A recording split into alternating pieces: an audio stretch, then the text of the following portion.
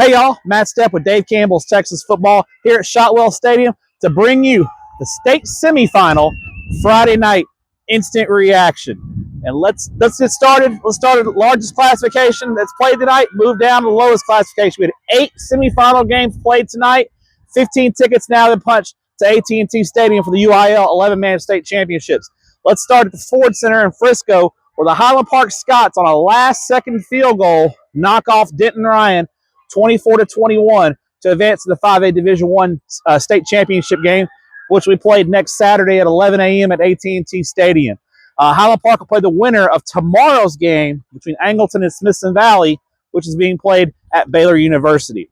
Highland Park got down 14-0 early, looked a little bit shaky, but you can never count out Randy Allen of the Scots. They tied it up at 14. We had a back-and-forth game. Highland Park misses a field goal. About 2 minutes left. They miss a long field goal.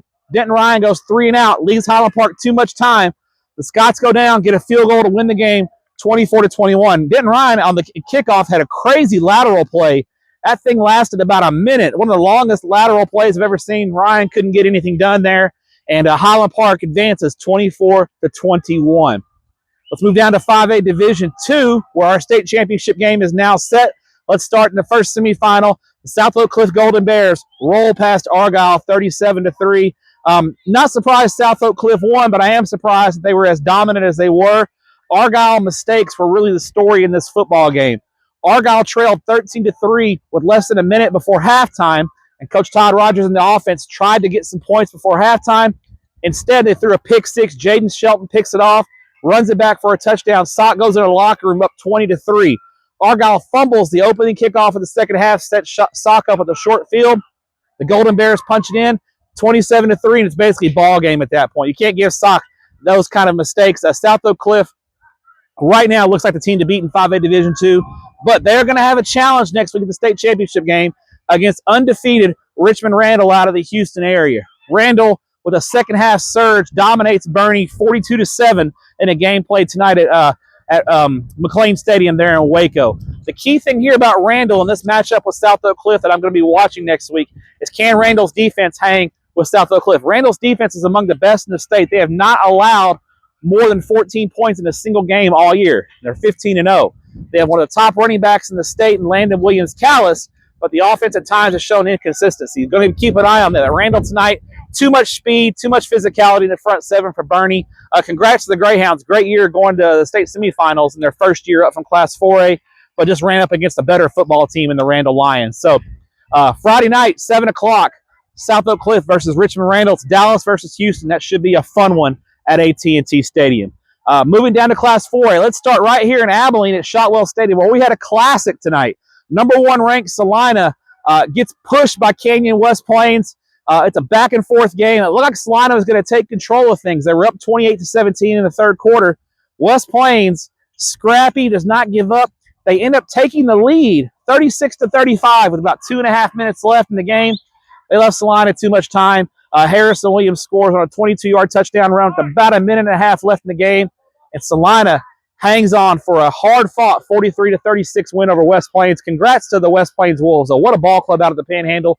They came to play. They gave Celina all they wanted, but Celina in the end, quarterback Bo Bentley, unbelievable. He made some throws tonight and some plays with his legs. He's worth the price of admission. If you are just a recruitnik or a fan of great quarterback play, watch the Celina Bobcats and watch Bo Bentley. He is unbelievable. Celina will take on the Kilgore Bulldogs out of East Texas. Kilgore goes down to the Houston area to take on Lavernia. Lavernia, kind of a Cinderella story, 3rd place in 15-4A Division I.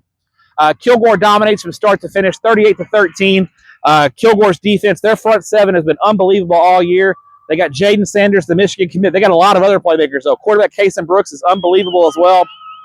Kilgore just kind of controlled things against Lavernia from the outset. I think there was some bad weather down there in the Houston area.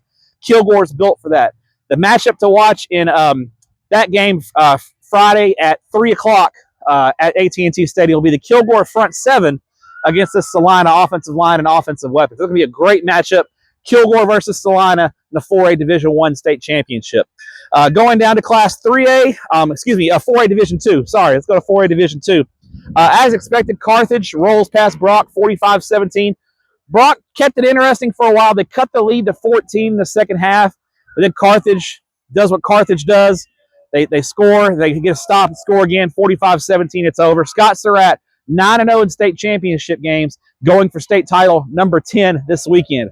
They will take on the Waco La Vega Pirates, who dominate Wimberley 62-35. La Vega raced out to a big early lead. Wimberley's defenses couldn't do anything with the La Vega offense. Don Hyde's ball club is peaking at the right time. This will be a rematch of the 2019 state championship game where Carthage beat La Vega. But La Vega and Carthage have had some battles in the past. I know Don Hyde and Scott Surratt know each other very well. It's going to be a fun matchup. Don Hyde, the defensive guru at La Vega, going against the offensive play-calling wizardry of the Carthage Bulldogs and Scott Surratt, who Carthage, again, Scott Surratt, 9-0 in state championship games. He has more state championships than playoff losses in his career at Carthage. He's only lost 8 playoff games. He's won 9 state titles. An unbelievable resume. Should be a fun game. 3 o'clock Friday at AT&T Stadium. Excuse me. That game is at 11 a.m.